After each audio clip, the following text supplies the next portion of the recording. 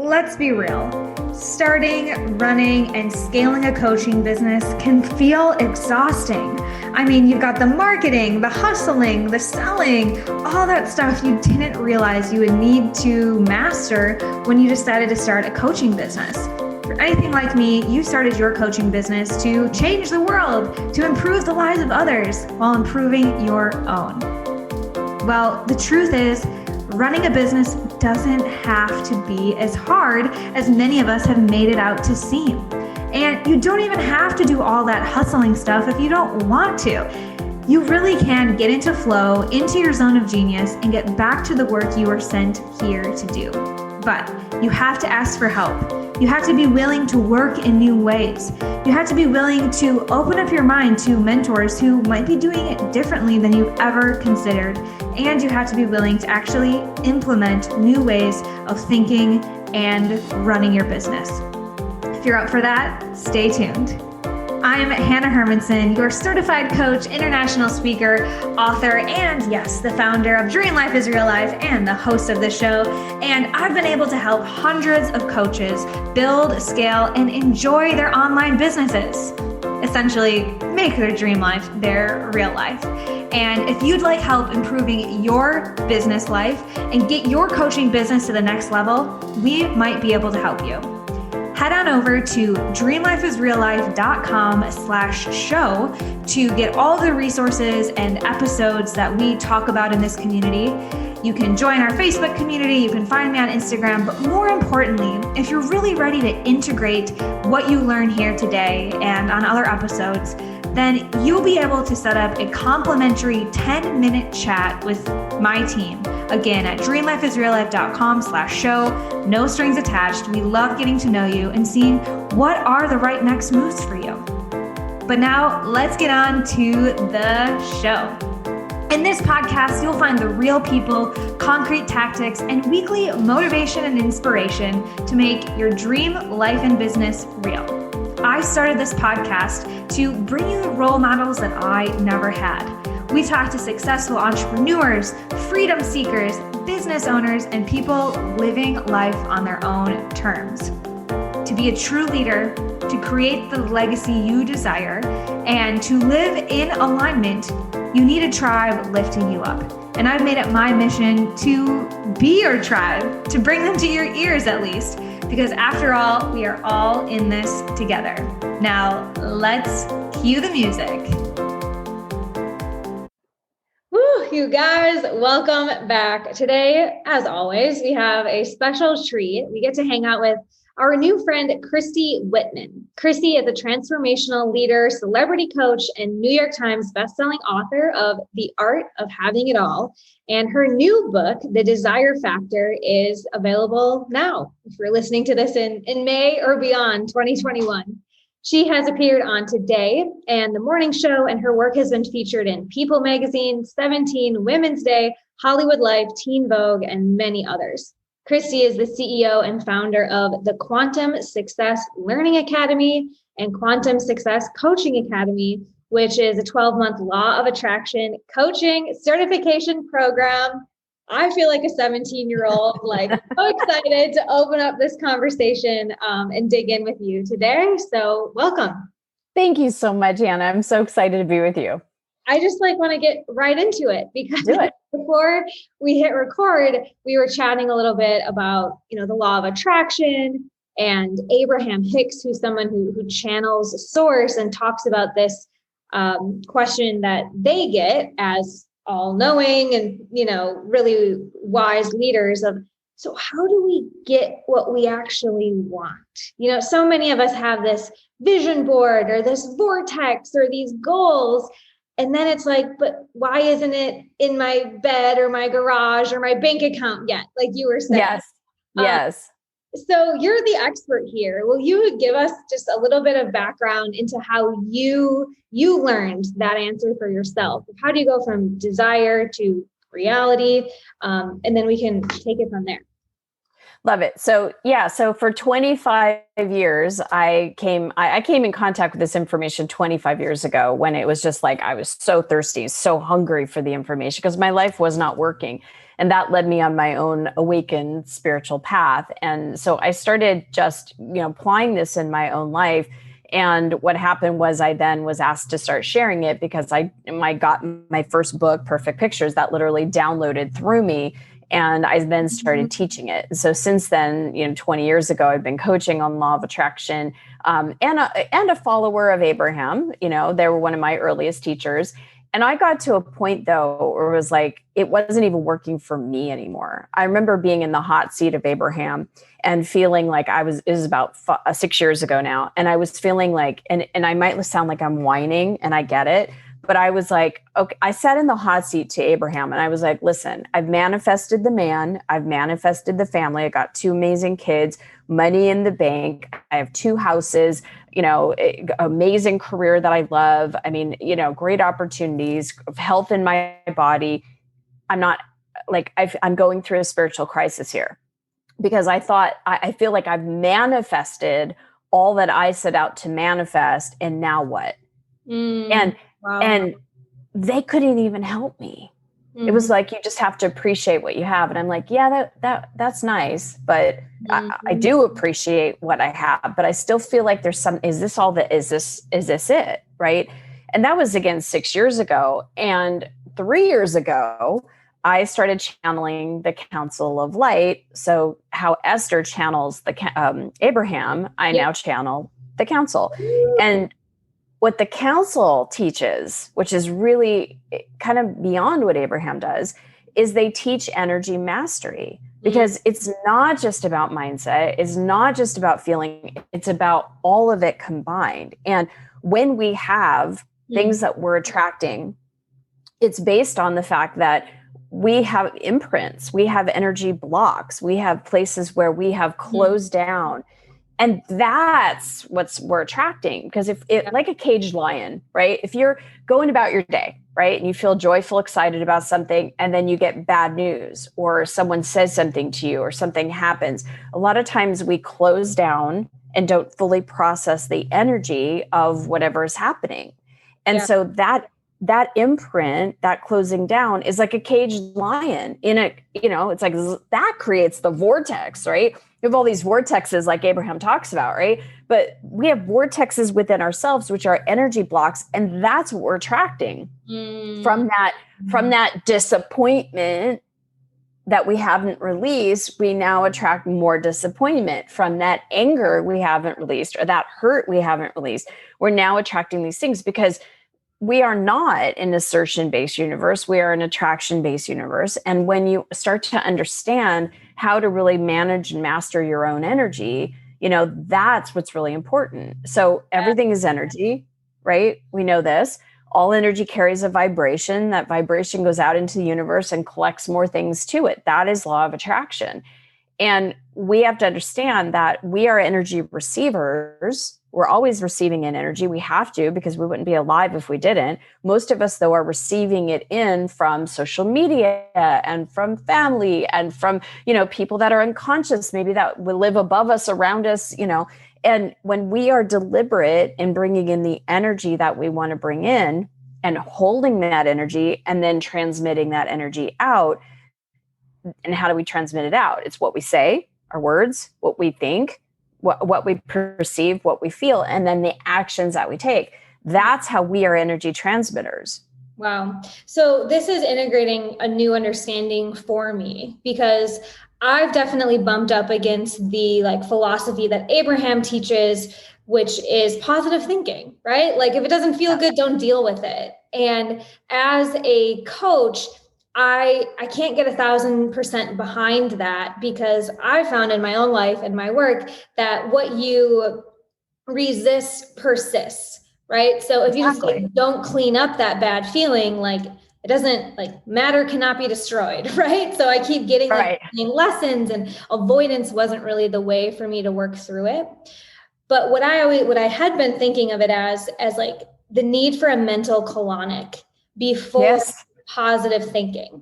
in that helping myself and clients get the bad stuff out, process negative emotions, clear it out like a colonic, and then try to put positive thinking in after that. Because so often we just think positive, harder, better, be more good vibes only, but we're just plugging up the system. How does that relate to what you're saying about us having our own vortexes? Help me. It's exactly what you're saying, because if you're feeling, even under the surface, you may not be aware of it, but you keep attracting things and then you keep feeling disappointed. Let's just use disappointed as a situation, right? And then because you're disappointed, this is the thing to understand. It's like the thoughts and the emotions are so interconnected, right? They activate each other. And what happens when you release those imprints of like those pockets, right? When you finally release that disappointment that you didn't feel and express, now you naturally think positive because you feel good. If you're feeling good, then you actually think positively. You have a different perspective, right? And that's the thing, is that the feeling place and really being able to release those pockets of places, those blocks, when you release that, then you naturally feel good. You have space for good to be. Yes. It's more shit. Sorry, but right, exactly. It has manifested literally that way in my body, so I can like relate to it that way. TMI, I apologize. But I want to go back to something you were saying about being in that hot seat. And you had been a very conscious creator. You were already using the law of attraction to bring in what you wanted, yet you felt there's got to be more. And I think that's so rare. But so many of us still get to that point of like, how did I get here? Is this it? I feel like there might be more for me. So I'm curious, for folks who haven't quite woken up or experienced the law of attraction, but they're in that place, what are some things people can start doing to move from that place of stuckness?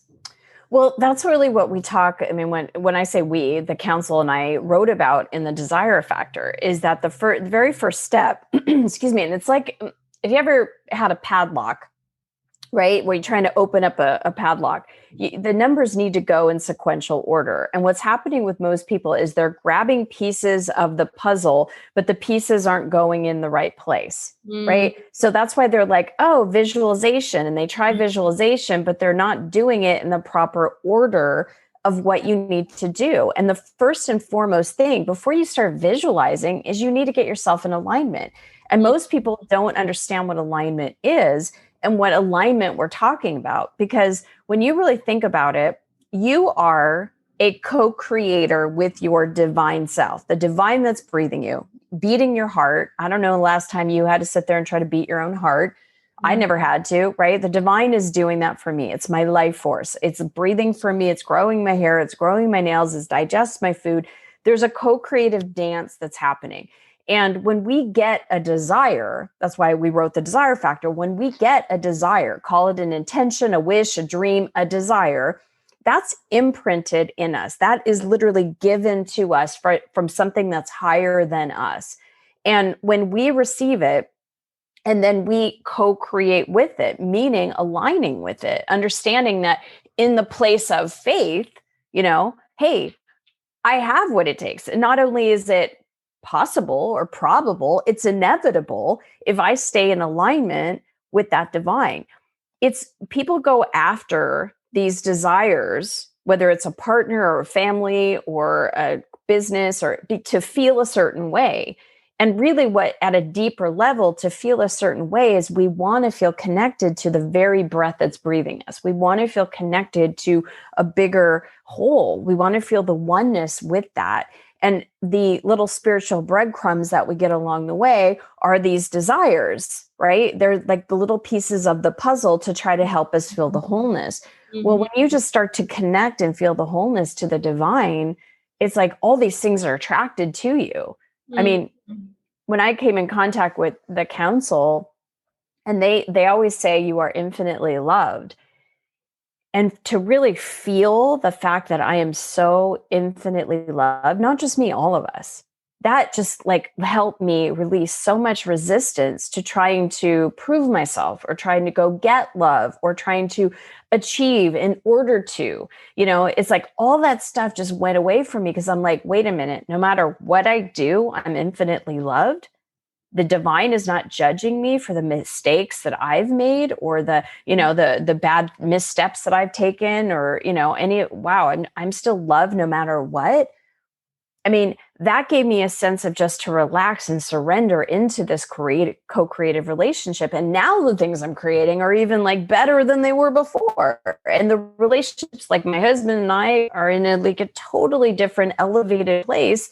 We had a great relationship before, but everything's just more juicier and more connected and more full of life. Yeah. Yeah.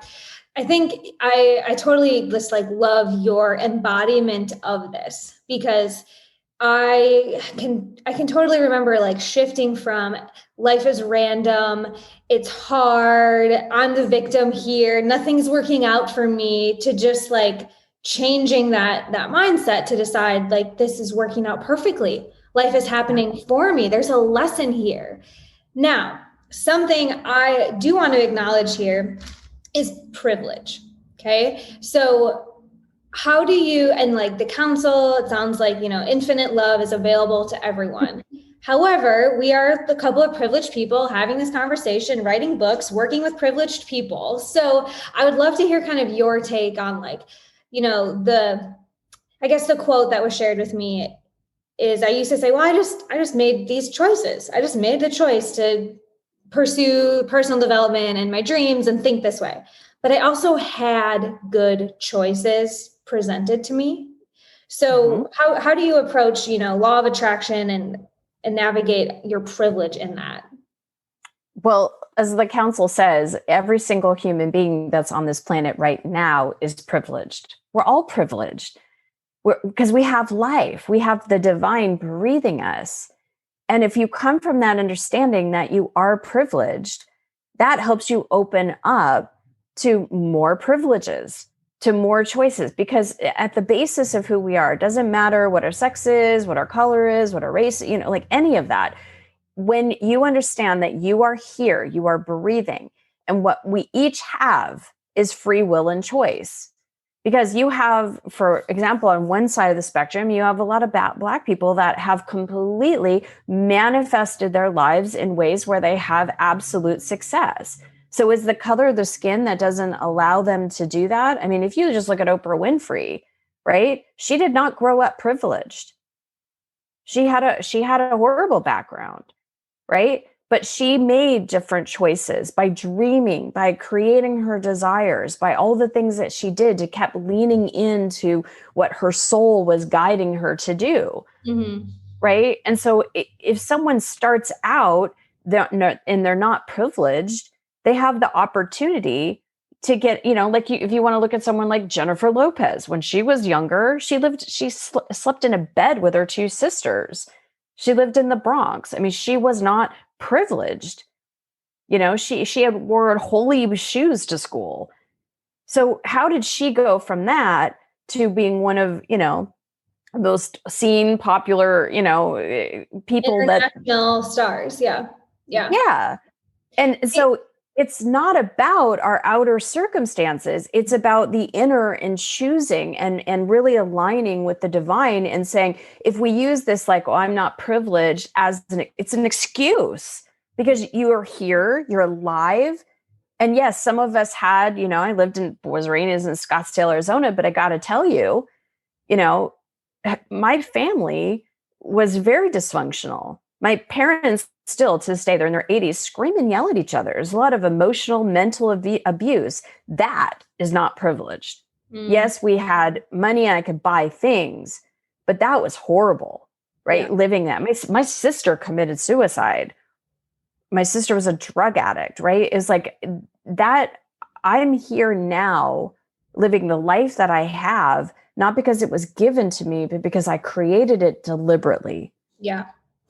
Yeah. And I think that something you talk about in a lot of your work is that it's not necessarily about the one that like works the hardest. Because I think there's also that fallacy of, underprivileged people being told, or like people in different I don't even know how to like say this the right way. I won't say it perfectly, but this bootstrapping idea that we're fed is like, well, if you want to get to that level, you just have to work harder and pay your time. But what do you say is the truth about really creating what you want?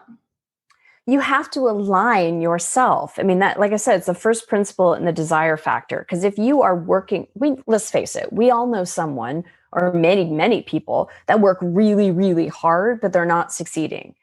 My father was, he retired when he was 85. He's now almost 89. And he was the hardest working person I've ever seen. But he is so negative.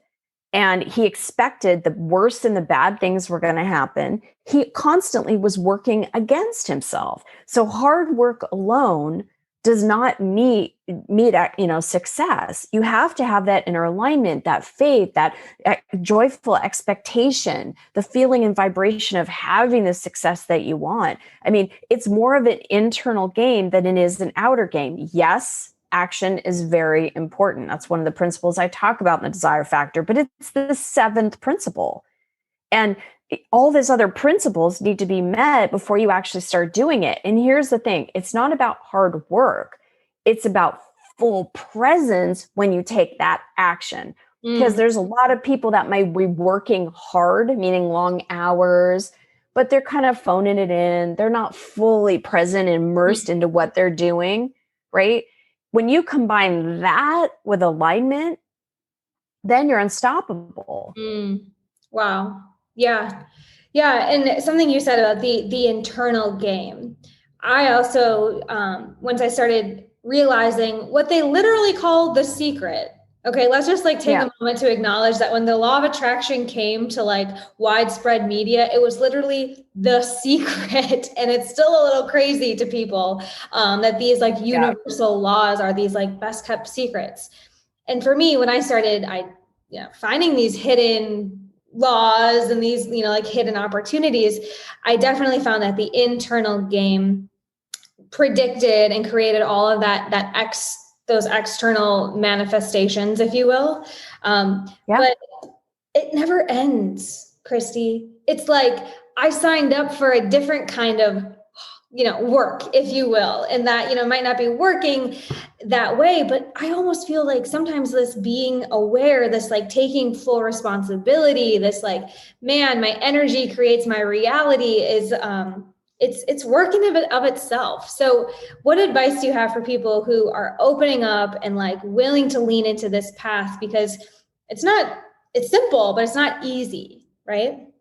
Well, it's easy when you know how to do it properly. And that's what I love about the council is they make it so simple and easy. They have I teach a course to them called Quantum Energy Mastery, where it's like, people are like literally giving themselves the V8, like, oh my God. Right. It's like, it doesn't have to be so hard because as kids, we naturally know how to do this, but it gets, taught, stop daydreaming, stop, don't cry. I'll give you something to cry about. Money doesn't get grown on trees. I mean, all this stuff that we're told by the people that have really good intentions for us. Oh, don't do that. You might be disappointed. Don't go for your desires. That's risky. Oh, you might fail. All of that kind of shuts us down. But as children, we understand how to do that. And we feel that free choice, right? And it's just, it's amazing how, it's like when we return to that, when we understand what kind of got smushed down and we embrace it, now it's like, oh, it's easy. Because I'll tell you, I mean, there are things that still are contrasting. We live in a world of contrast, and there are things that still come up. I might run into someone that's in a bad mood and is rude to me, right? But it's like judging that person or fighting with that person or, being in a bad mood the rest of the day or the week or the month or, the year. I can process that energy that I'm feeling in the now, bring in a different energy like compassion for, hey, that was a human experience that did not feel good. Right? Bringing compassion for myself and then be able to have compassion for another human being. That's shifting energy. That's spreading light. And when I'm doing that, again, it's this simple. We're energy receivers, we're energy containers, we're energy transmitters. Something happens, something happens. We are not, it's not like God's going, ooh, here, take this. It's like, wait, I just attracted that. What in me felt I needed to attract that drama? Or what in me, I had this happen the other day where it was like, I'm so grateful I know this information. I live in a gated community in Scottsdale, and there's 2 gates. There's one that's a wrought iron that goes, kind of slow. And so the community put in like a second set of gates, kind of like parking gates at like the airport. And this woman all of a sudden would stop herself in the middle of the gates to block people from coming in. She was like policing the gate. And I was pissed because I was blocked. It's like, hey, I live here. The gate opened up for me. Let me in. She parked her car. And I thought about that. The energy that got evoked because of that was anger. And I'm like, what am I angry at? Well, I don't like being blocked. Okay, well, I attracted that. It didn't randomly happen. Where inside of myself am I blocking myself? And that's where I had to let go of any place within me that's blocking myself and bring in the energy of freedom and flow. And I did. I took that as a clue. It hasn't happened again. Yeah. Has this ever happened to you in business? As running multiple programs and writing books, I'm curious, when you run up against a frustration or a block, if you could talk us through how we can practice this, in traffic 100%, and also in business, because I noticed for myself, there's a very different energy when I'm attracting things out on the street versus the meaning I put behind it if I'm attracting it in client feedback or the money coming in from a certain project or something like that. Do you have any examples? Yeah, I do. I literally had, I've been online for 15 years, been a coach on law of attraction for 20 years. And I was one of the first people that started creating group programs online. And I was one of the first coaching academies online, for law of attraction and anything else for that matter. And I mean, I was having multi-million-dollar launches twice a year, right? And being able to bring that kind of income, those kind of clients, creating that kind of lifestyle. And then all of a sudden, it just started going. Everybody else showed up. People were starting to teach people how to do that. No, but it wasn't just that, right? It was, something shifted within myself. Something happened within my company. I had let go of one person and put someone in charge that shouldn't have been in charge. And I didn't realize it because I'm such a loyal, committed person, right? It took me, I'm a slow learner sometimes. It took me a couple of years to realize, why is this going down? And as soon as I just opened up and asked myself, okay, what am I not seeing? What am I resistant to? One of the people that were working my business kept messing up. And I kept going, oh, it's okay. Learn from this. What are you attracting? But it was like, no, it wasn't the right person. And as soon as I let her go, the company started going back up. Everything started happening. Council came through that year. I mean, things literally were opening back up because having someone in the business with a low energy really was part of that piece of the puzzle, right? And so we need to look at, where do I need to take responsibility? Because I knew that every time she made a mistake and I was super, super clear on something, my energy would get pulled off and I would get upset. And, the council calls it like a J hook, because like you're aligned and then whoop, you go, the other way. And then you have to get yourself back into alignment. And that's what I was constantly having to do. So if it's my job, we have to understand that if we have a business, our energy feeds the business. If our energy is off, the business is going to be off. And so I had to align myself back and go, all right, what are the things that frustrate me? What are the hurts, the resentments? What are the places that I'm not? Sometimes it might be something you're doing, right? Early on in my business, I hated doing the bookkeeping, hated it, but I had to do it. You got to know your numbers. You got to know what's going out and what's coming in. Because if you spending more than that's coming in, not going to be in business very long, right? So I started paying attention to what were the profits of the business and what could I pay myself from the expenses. And I hated doing that. The minute I hired a bookkeeper, the weight of the world, like literally lifted from me. So we have to look at, what do we have resistance in?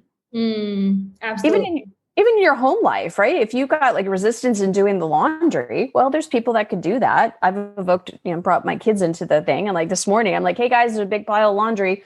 Can someone start a load? Because I ain't the maid here, folkies, and it's like they can explore their own contrast with that, right?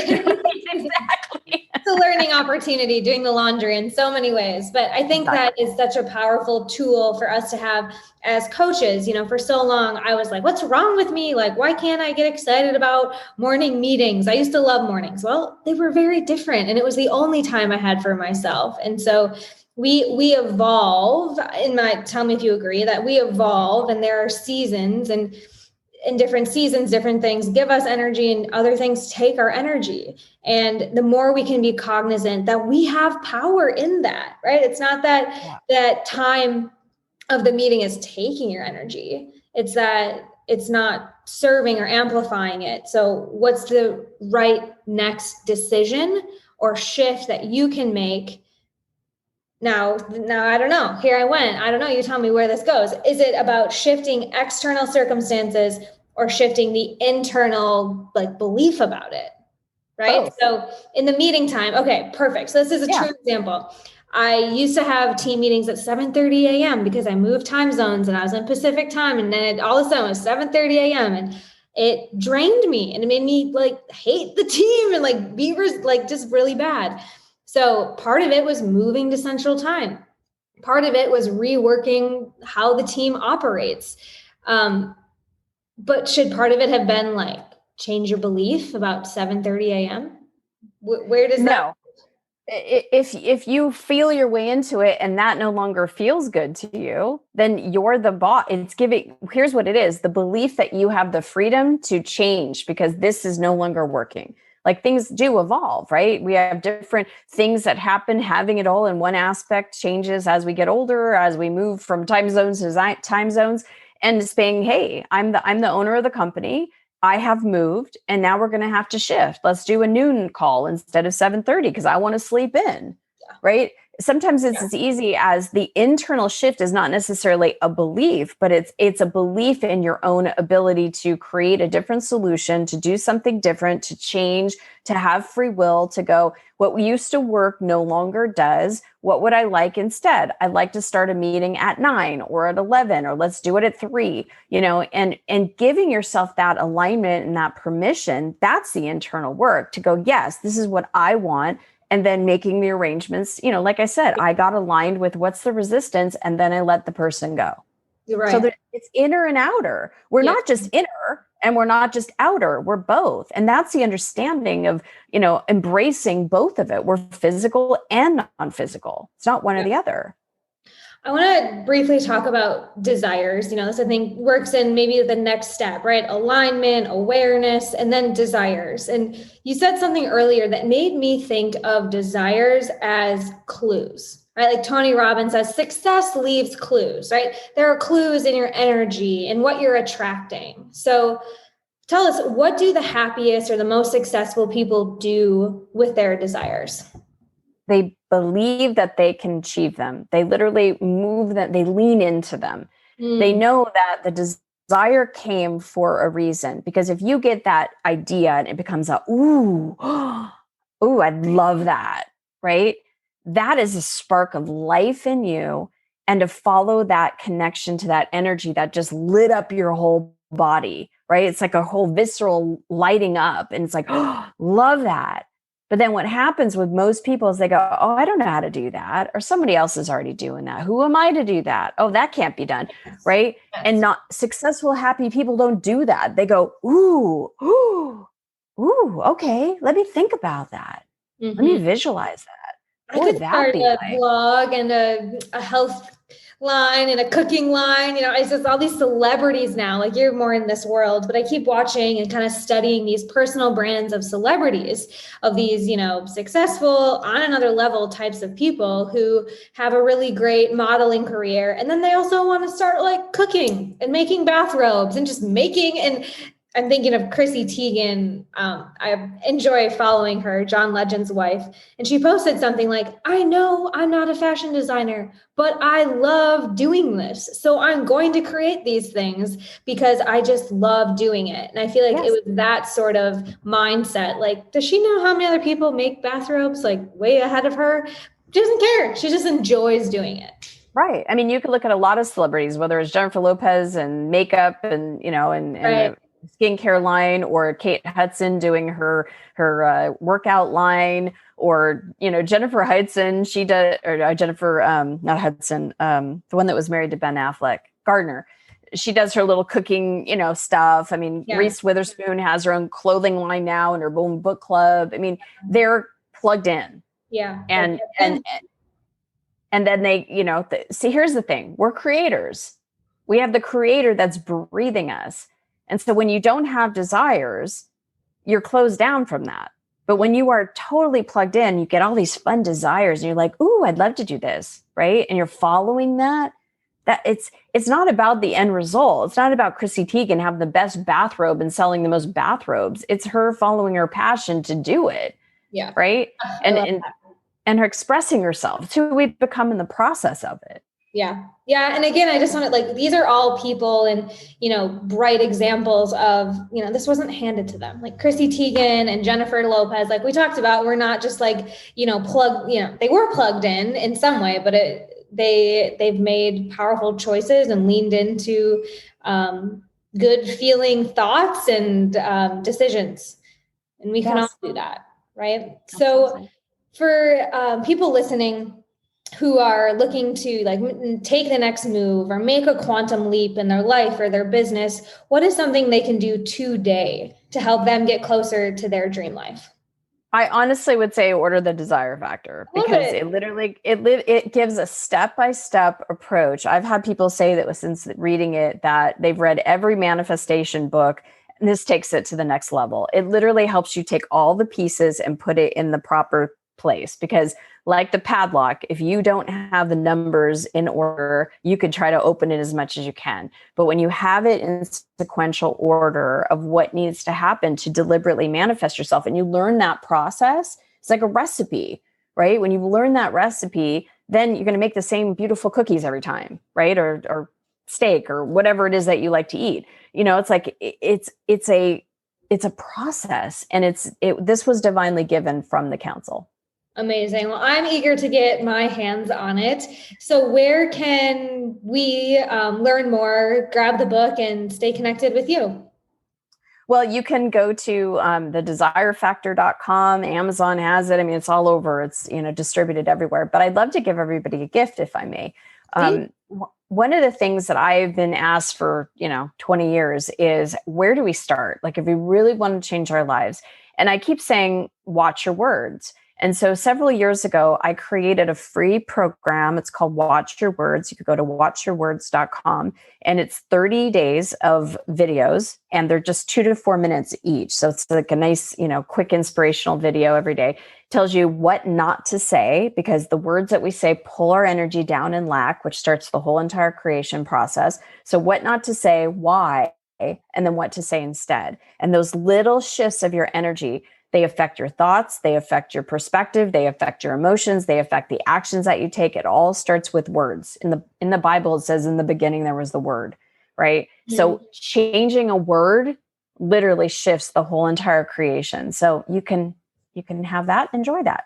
Amazing. So the book is at thedesirefactor.com, and that free 30-day Watch Your Words is at watchyourwords.com. We'll make sure we get links to those things as well as the usual from us here in the show notes. So Christy, thank you so much for sharing your wisdom and energy with us today. Listeners, I will be back next week with another inspiring guest that will help you make your dream life your real life.